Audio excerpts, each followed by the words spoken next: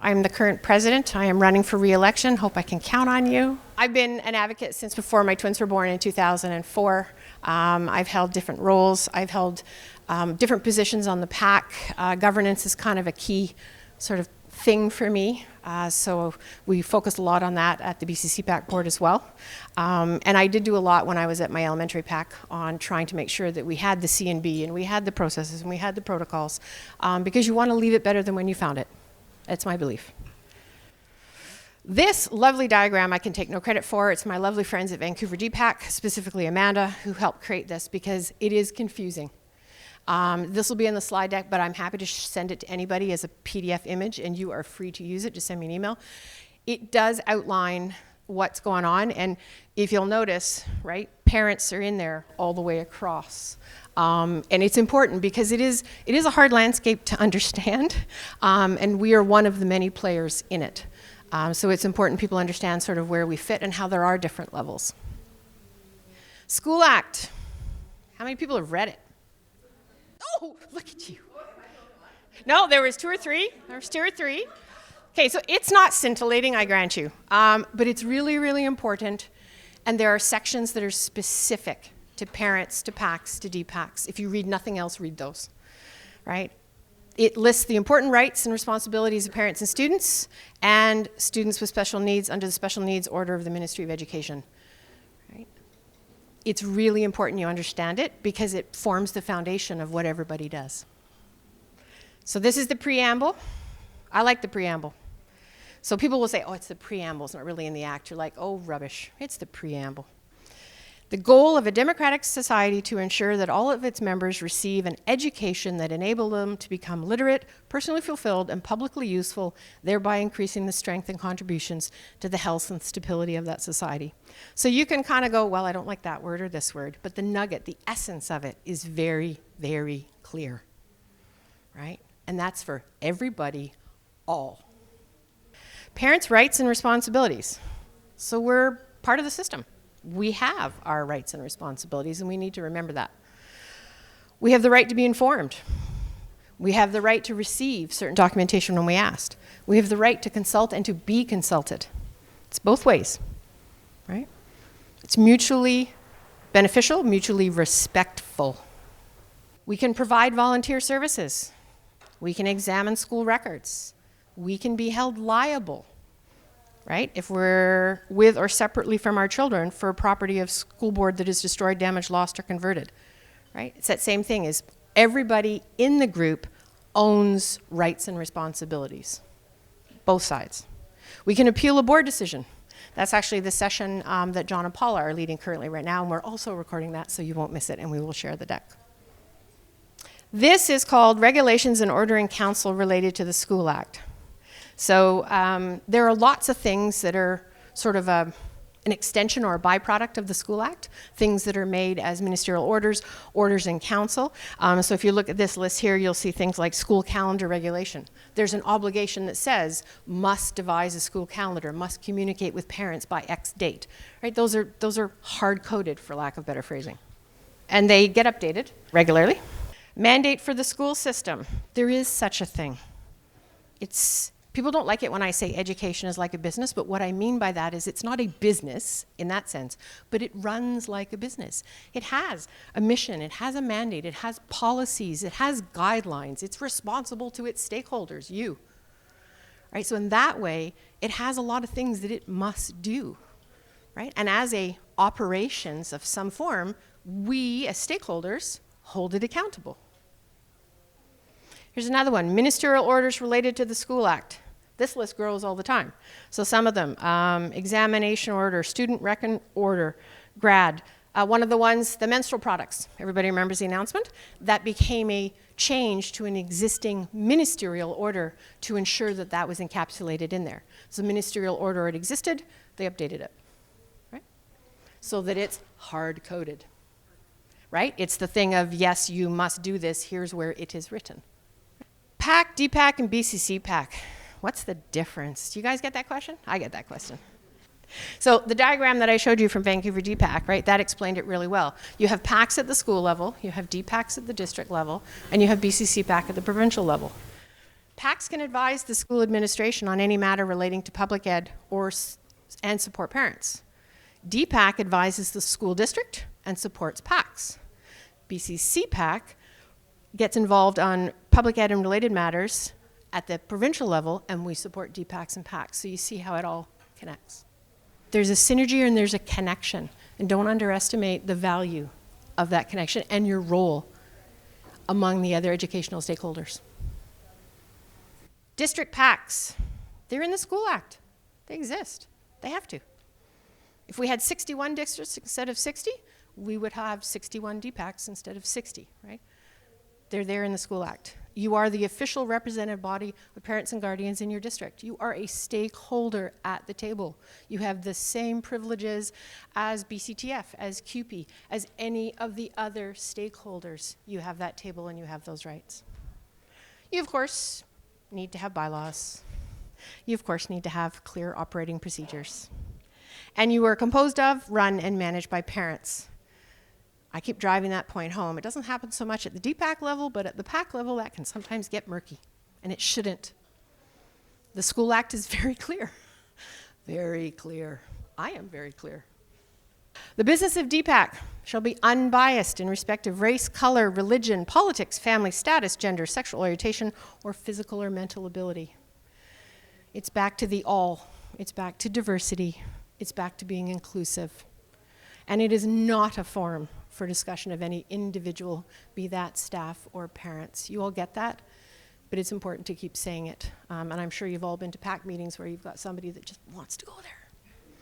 They want to go there. You cannot go there, right? And think about it, right? Like, would you want somebody to go there if you were the subject of that? I certainly wouldn't. I'd like it offline, right? Have the conversation, but have it in a different forum.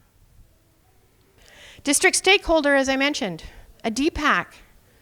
You have the right to be on standing committees. You have the right to be on working groups. You have the right to be on any ad hoc committees. And if you're DPAC, or if you're on a DPAC and you're not taking advantage of those, change what you're doing. You should want, I know it's an ask. I know you're tapped out already, and I know you've got parents that go, oh my God, where are we gonna find the time?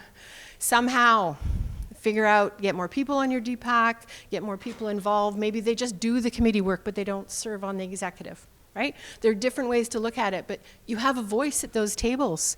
If your voice is not there and you're not represented, who's speaking for you, right? So it's really important, but I do get it's more work, and it's something to think about, and there's already, a very long list of things to think about.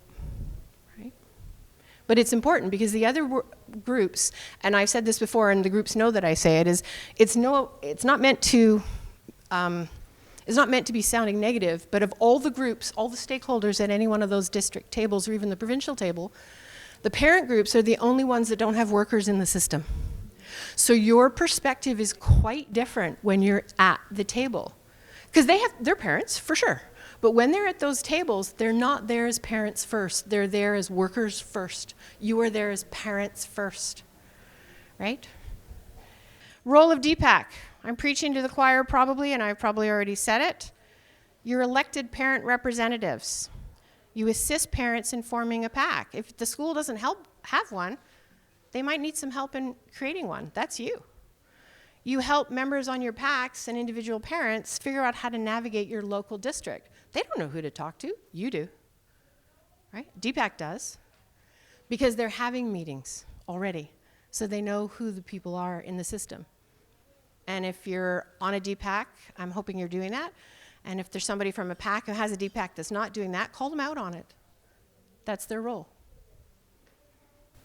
They're meant to advocate for parental involvement in the education system, to support and encourage PACs. But it doesn't mean they necessarily agree with you. It means they help you, right? So BCC PAC advocates and we help. That doesn't mean we might necessarily agree with you. Do you follow the difference, right? You could have a parent that says, oh my God, Sally, she's moved into Miss So-and-so's class. Oh, I don't like her.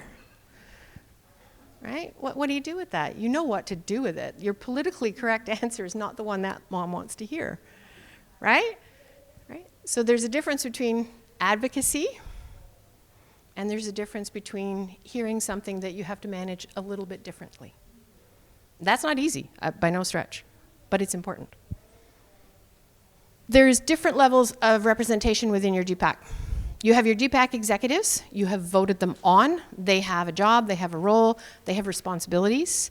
Then there are PAC reps. So these are the people that at your PAC, you've voted to be the DPAC rep, and you've sent them off to the monthly, weekly, whatever meetings the DPAC has, and they represent you at that level. But then there's everyone else. Any parent or guardian can attend a DPAC meeting, as long as they have a child in the district, presumably, right? They can attend. They don't have a voting right, so I'll use AGM as an example. DPAC will hold their AGM where they have the elections and they pass their budgets. Your representative from your school has the voting power. If you wish to go as well, that's great. You just don't cast a vote. But you have a voice. You can speak. You have an opinion. But you just don't get to vote. If you sent an entourage of 5, one of you is voting. Right? Sort of same here. Right?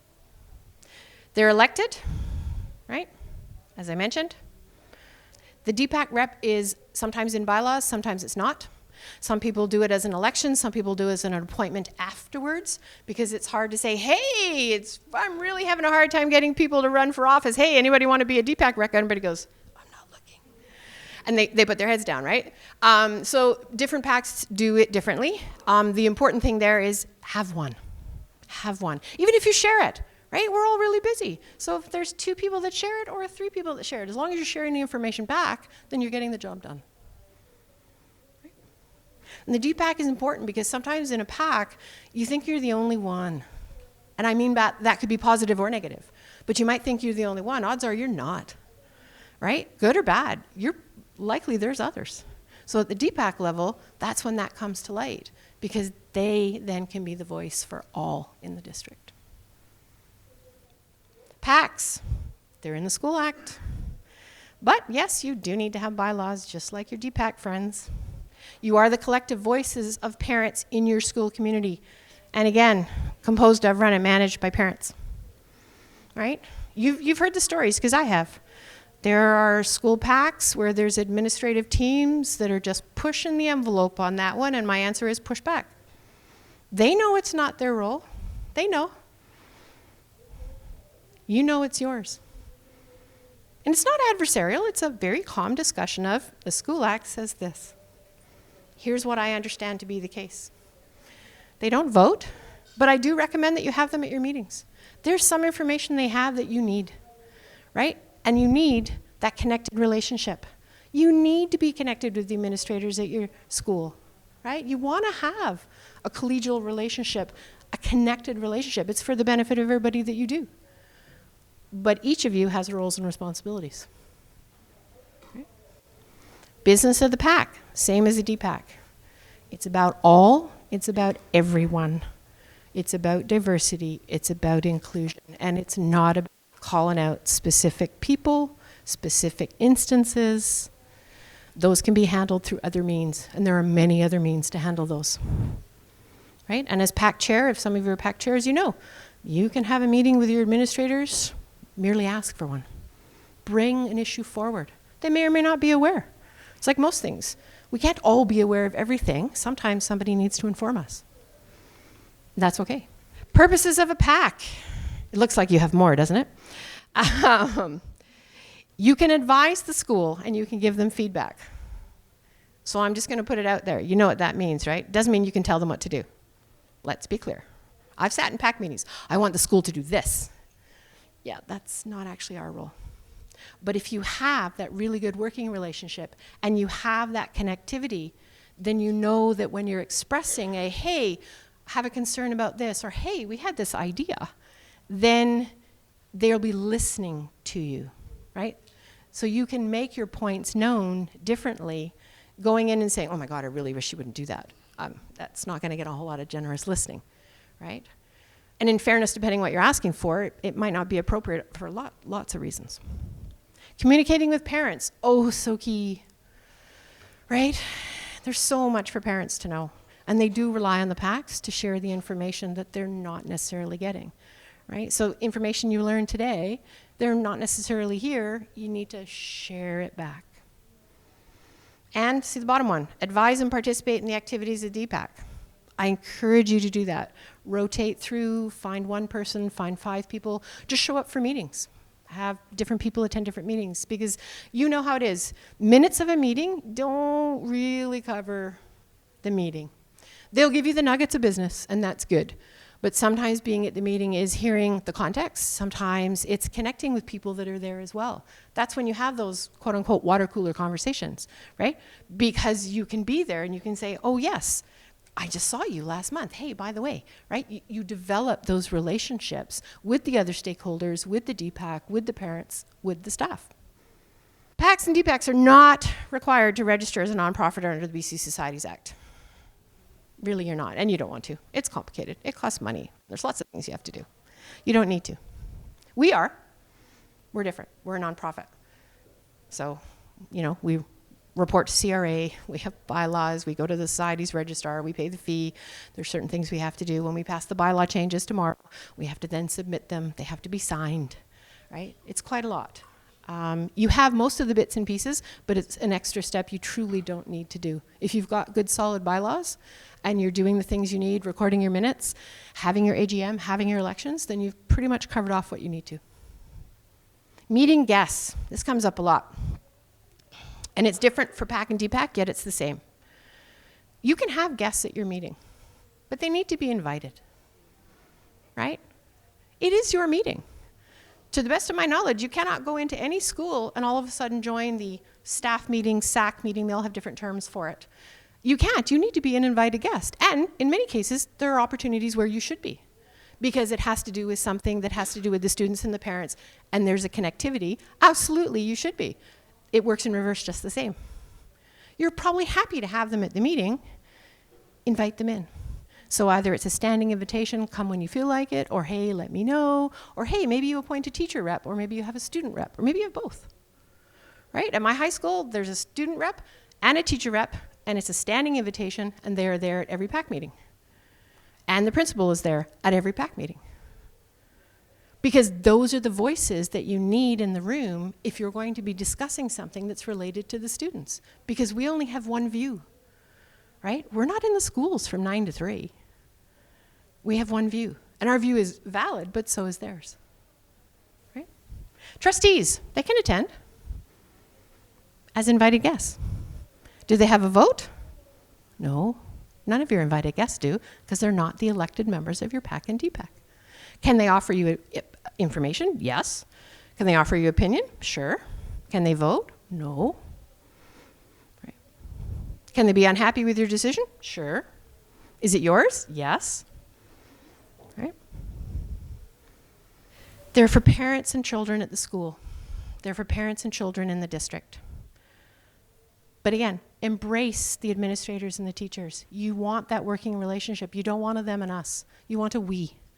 For the benefit of the children, you want a we, right? And you should be meeting. DPAC should be meeting with the senior officials in their district. So in Vancouver, they call it a 4x4, 2 senior staff, 2 DPAC. Different districts do it differently, but you should, as a DPAC, have regular, whatever regular might mean to you, regular meetings with your senior administrators. The PAC is the same. Your PAC chair or vice chair or co-chairs, whatever you have, should be meeting with your administrators on a regular basis. It's so that the communication stays open, it stays fluid. Sometimes there's things they need to tell you that you can't tell anyone. I've been in that situation. They're telling you first, then they tell everyone else. That's okay.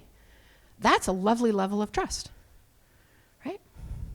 Or they tell you something that you can't tell anyone else. Respect the trust, don't break it, right? Robert's rules. Okay, so it's really, really, really, really simple. You can use Robert's rules, you can use something else. There's cheat sheets, there's Robert's rules for dummies, there is any number of things out there.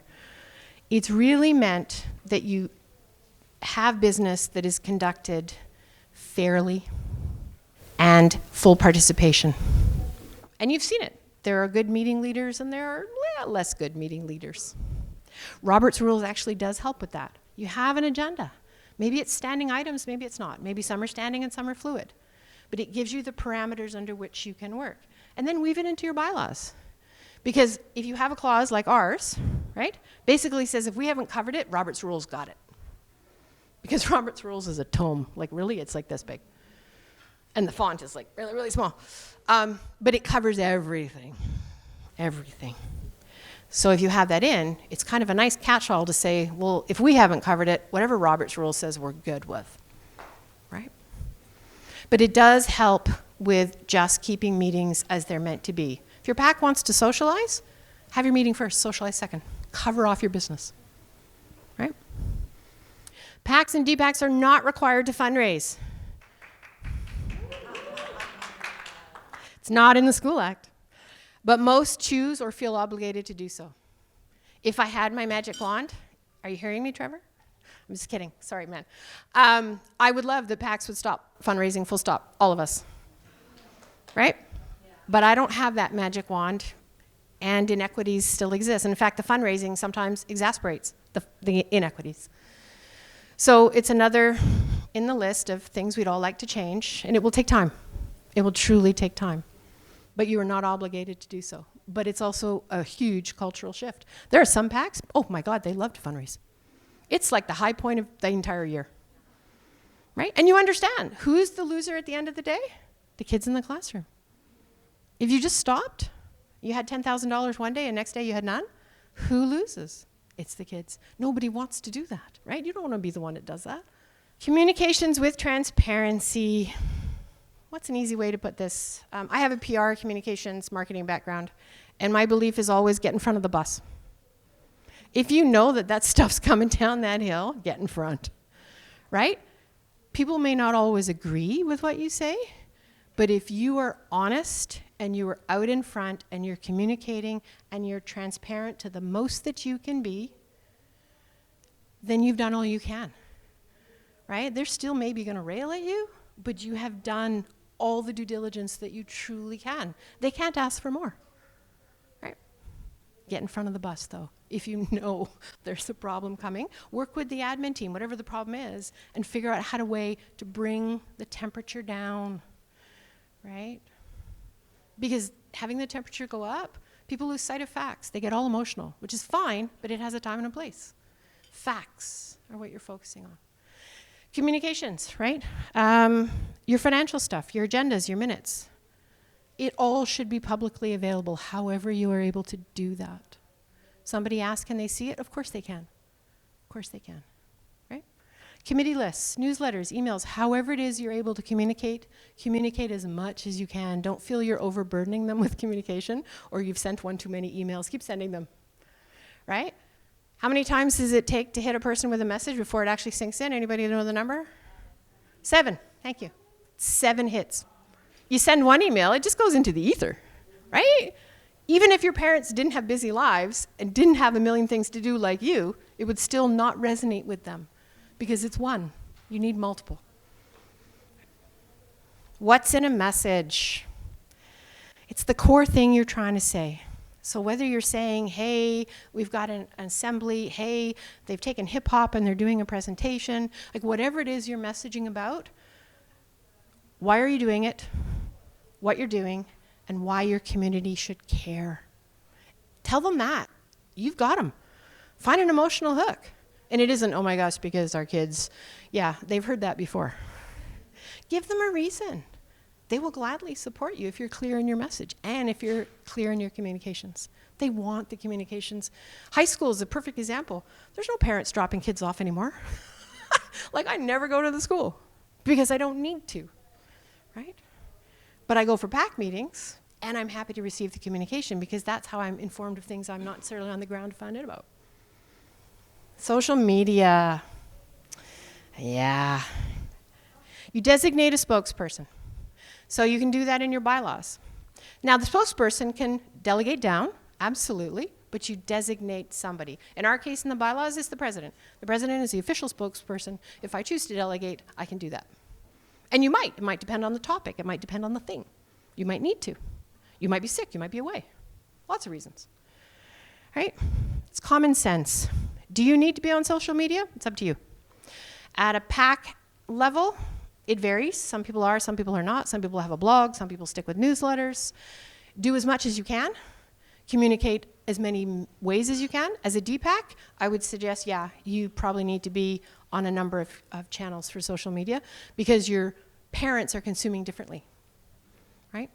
So they're not always going to see the Twitter post or the Facebook post or the Instagram or the email, or they might see a few of them and we're back to the 7. They need 7 for it to kind of resonate up here.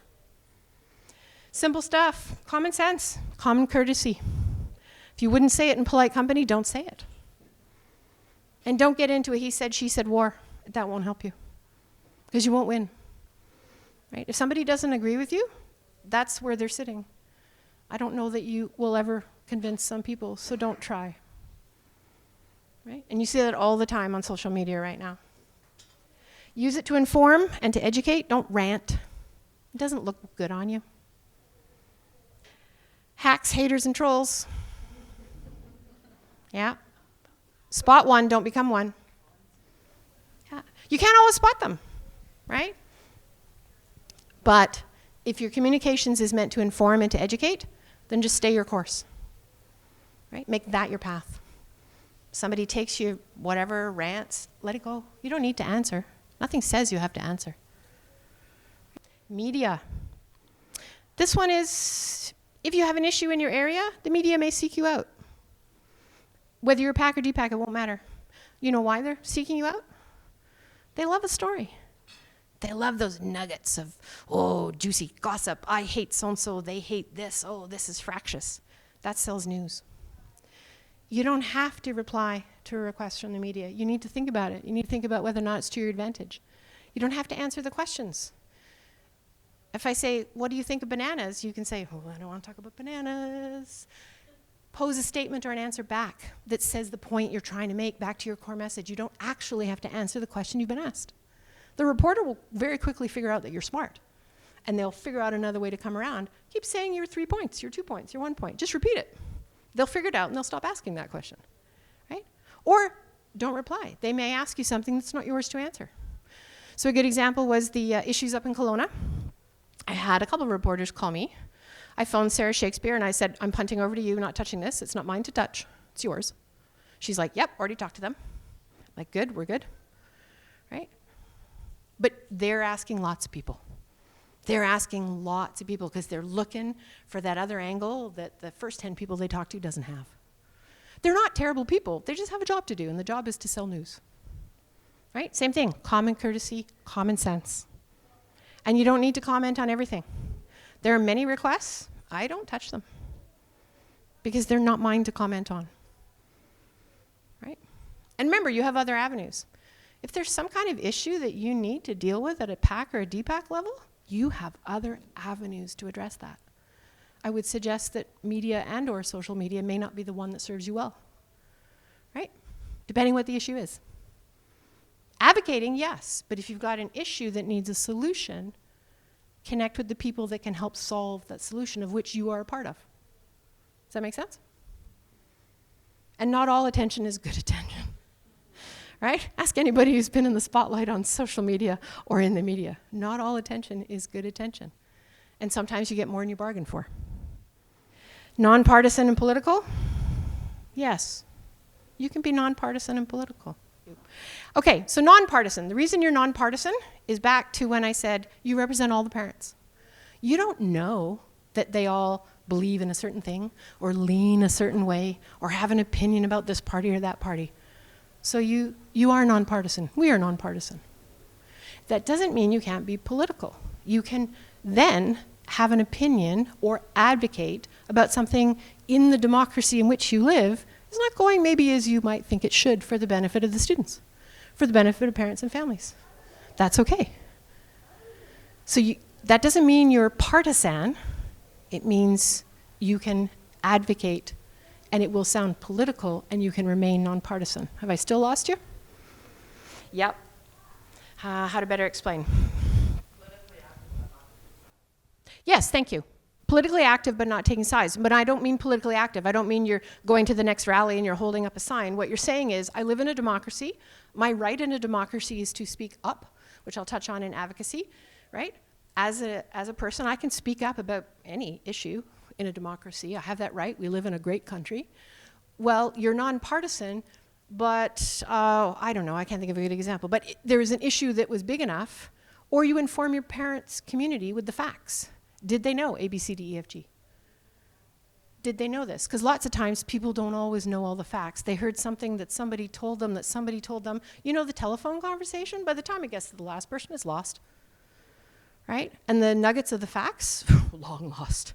Long, long lost, right? So it's important, right? And DPACs and PACs can be both. So advocacy is not activism. Constitution and bylaws. This is like my favorite part. School Act says you need one. And you might think that's in there just because it's not. You need one. It covers everything that you do. It gives you the basis under which you operate, but it also helps you solve any problems that might be coming your way.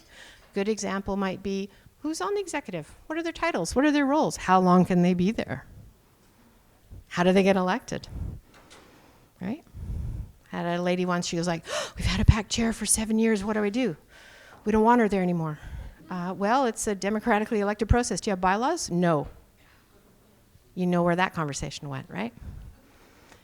Those things are built into your bylaws for a reason, right? So if you haven't got one, get one. We have a sample on our website. Other people in the room, happy to share theirs with you. Most of them are up on websites. They are easy to find.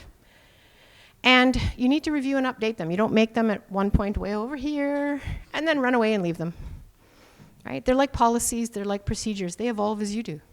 Maybe not as fast, maybe not as frequently, but they do. Otherwise, they don't represent who you are, what you're about, and what you do, which is what you want them to do. And they don't cover everything. They're not going to list the nitty-gritty.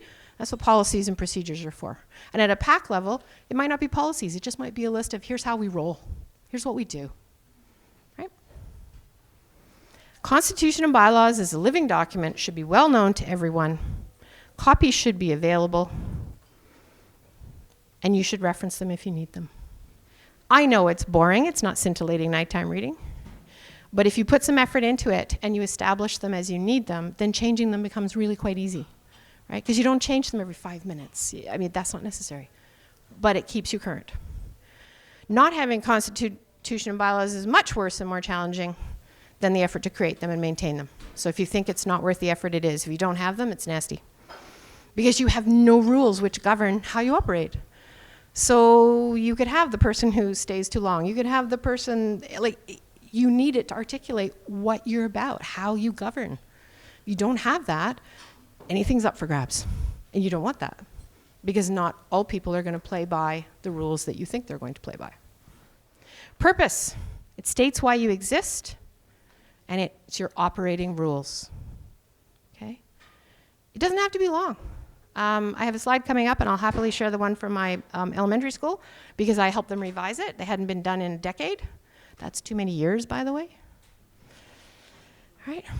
But it needs to outline what you're about. It needs to include the code of conduct, right? It outlines to your executive what you expect of them when they run for office, get voted in by the PAC or DPAC community, and then what you expect of them. Once they're adopted, they take effect immediately, and they remain in effect until formally changed. It's not invalid because it's old. So the downside of not keeping them updated and not keeping the current reflecting what you're about, or closing loopholes that you didn't even realize were there because the language wasn't clear, until you change them, they exist, right? And that's the rules of operating that you are under, whether you like them or not. So it's within your interest as executives, but also as parents at your school, to make sure they're updated. And with technology the way it is today, easy to house copies of them. So here's the one from my elementary school. We have the Constitution on the left, and we have the bylaws on the right. Doesn't mean yours have to look like that, but we tried to cover as many bases as we had. And one of the ones that ours needed an update was things like e-voting, email voting, right? When they were written, that wasn't even on the radar, right? But we evolve, so it evolves. So you have to decide, do you embrace that, do you not? Do you have a rule for that? How does that roll? What do you do? How much time do you allow? Another one was, ours said, we had a $50 petty cash float. I'm like, oh, seriously, when did we have that? Like, I've not seen one, why do we have that? That's ridiculous, right? So you take that out. But they're written at a moment in time for the moment in time. And some of them stand the test of time and you can carry them forward. Others just need a look at. Maybe it's language, maybe it's a missing sentence, not really sure. Holding elections. Oh, please hold elections. Now, it's tough, I grant you. Finding people that want to run, it's not like there's a lineup at your door. I get it, right? You need to think about succession planning. You need to think about if you're doing the job, who's doing the job after you. Because you don't want to just all run away and then they're left and they don't know what they don't know and they don't know where the bylaws is and the policies aren't somewhere and the procedures aren't written down, et cetera, et cetera. So thinking about going forward in addition to the moment, right? Trying to think about that. Elections are part of that. You need to have the positions named. You need to know what the position is about and you should tell people. Right? Same as I run for the BCCFAT board. We had a document that said, if you're running for these positions, here's what it entails. Here's what we are expecting from you. You've all seen it. I've seen it. People run for PAC. You ask them why. They don't actually have an answer for you. Yeah, no, exactly, right? They nod and go, I don't know, I thought it'd be fun, right? Or they want the cachet of the title, or they just really have no idea. Or they got roped in. There's lots of reasons, right? But when it comes down to rolling up their sleeves and doing the work, you can't find them. Right? So be transparent, be open, tell them what they're getting into. You don't need quantity, you need quality. So I don't want to brag, but I will. My Dickens Elementary School, how many people do you think we had on our PAC? Executive, PAC executive. Oh, they still have a high number, yeah. Oops, gave it away. How many? 25. 25. Right? So you have the titled positions and then you have members at large. Because you can have as many members at large as your bylaw allows. Directors at large, members at large, doesn't really matter. They still have over 20 today. Which means when they divide the work, it doesn't all land on 3 people's shoulders. Right? So there's method in the madness. You want more people. Lots of them are engaged and you don't all need to be on PAC. That's the converse. Right? You don't need everybody. School of 400 kids, you don't need all those parents on your PAC. It's too many. You want them to be engaged, you want them to volunteer, but man, it'd be nice if there was more than 3 on your executive. Because depending what you're doing at your school, likely you're doing a lot, right? And so more hands, the better, right? So it's that succession planning, it's the bylaws, it's the holding the elections, it's the embracing them to come in, try before you buy, put them on a committee. Get them to help you with a project. Get them to sort of feel like they're part of it inside, as opposed to just slightly one step back, right? And get the young parents. It's tough. In kindergarten, we're all deer in headlights, right? I get it. Grade 1, grade 2, yeah, they're okay. Approach them. See if they will. You have nothing to lose. They just might say no. But they might say yes the next year. Put a call out. As I said, succession planning. We're doing it with the board. You can't wait blindly to see, well, in our case, like I have no sight line to who signs up or gets nominated to the board. I'm not the nominations chair. So I throw mine in, not knowing how many others are in or for what. And that's great. That's democracy. Love it. But if you're trying to ensure that your board sustains, you should be seeking people out to say, hey, have you considered running for the board? Would you? What do you have to lose? Nothing. Have a coffee with them. Explain what it is you're looking for. Explain what it is you need done. Explain your vision if you're the chair. Right? It's just price of a coffee. Elections in your bylaws. Be clear on how the voting goes. You're smaller, so you think, oh, it's not important, but it really is important. Because not everybody comes into the room with the same agenda as you. So when you have the rules for how you run, then those rules are easily followed. And you need minutes, and you need to record the results. You don't need to do it like we do. That's really quite big. We have parliamentarian and so forth. But record it nonetheless, right? If you've got vacancies, bylaws should cover it. And it could be something as simple as we wait till the next AGM. It's not complicated. You just say, we're not dealing with this. Fine, don't. Say it in your bylaws. Because then somebody says, oh my gosh, that person dropped out. I would like to get on. Well, that's great. We don't hold elections till May. We had that in our bylaws. We would take anybody up till October. And after that, done. Right? Financial accountability. Yeah, Jillian's over in the other room giving people a good lesson on that one. Your bylaws need to cover this. What's your fiscal year? What's your treasurer do? What are you raising money for? Do you have a finance committee? Who's the signing officers? And what are your measures to protect yourself against fraud? Right? And there's lots of people that can help you with that. Your DPAC can if you're a PAC. BCC PAC can. Gaming grants people, lovely, would offer their help in a heartbeat. You only have to ask. Right? They don't want you to get defrauded any more than we do. Ask for help.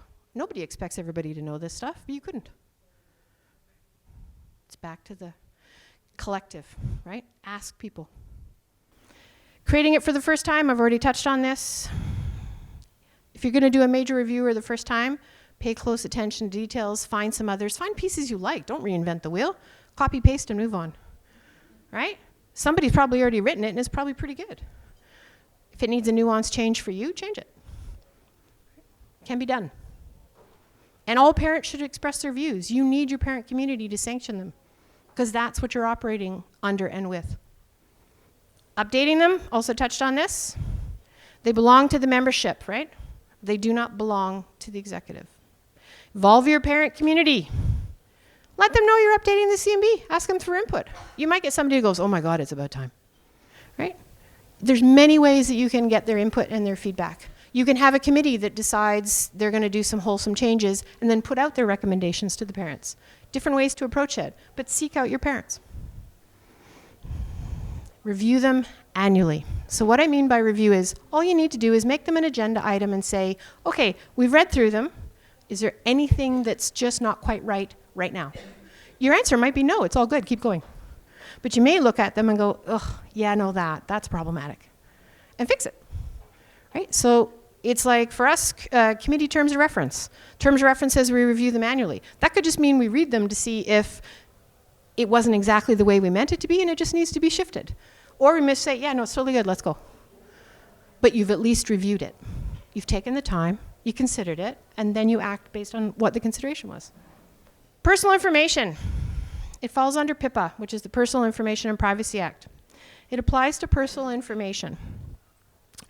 And you also fall under CAN-SPAM as the PAC. So if you're a PAC chair and you've gone to your admin and you've said, oh my God, I need the addresses for parents, and they say, no, sorry. They're not saying no to be a thorn in your side. They're saying no because under CAN-SPAM they cannot. The parents gave them the email under the premise that it was for them and their uses. They did not give it to be given away. You have to get it yourself, right? And then it's personal information. Now that you have the personal information, you need to ensure that it's safe, or don't collect it. My thing is, don't ask for it if you don't need it. What do you really need from parents? You really just need a first name, last name, and an email. There's not much else you truly need. Do you need to know where they live? They're in your catchment likely. It's good. They go to your school, check. Right? What else do you need from them? So be mindful of the information you collect and be mindful that you do fall under PIPA. Right? Think about what you're asking. Be mindful. This is what's covered by PIPA. PACs, DPACs, and BCC PAC fall under PIPA. It's very clear. So it's not meant to scare you. It's not meant to say, oh my gosh, you know, the PAC is responsible for this. If you have a code of conduct, weave it in there. You know, we don't share, we don't distribute, we don't this, we don't that. You know, we respect your privacy. You can weave in a couple of those sentences. Makes everybody feel just a bit better. And truly, you're not really collecting that kind of information. Mostly you're disseminating information out, you're pushing it, and when you're pulling it, you're likely pulling things on, hey, we're thinking about a hot lunch program, are you in or are you out? What do you think about it? Hey, you know, they're thinking of changing XYZ policy, want to get your feedback. That's quite different, right? We do that with you. We ask you for feedback. We didn't ask you to tell us where you live and how old you are. We asked you for feedback on a particular thing. So, right, what are you doing? Why are you asking? Why is it important to them? And then just don't keep it around. How many places have you phoned a business and all of a sudden they're like, oh yeah, no, I have your credit card on file. No, you don't have my credit card on file, nor should you, right? Everybody's got some legislation to follow. We are no different. We're not collecting visa numbers, sure, but we do have information. So be mindful of where you put it. Common sense.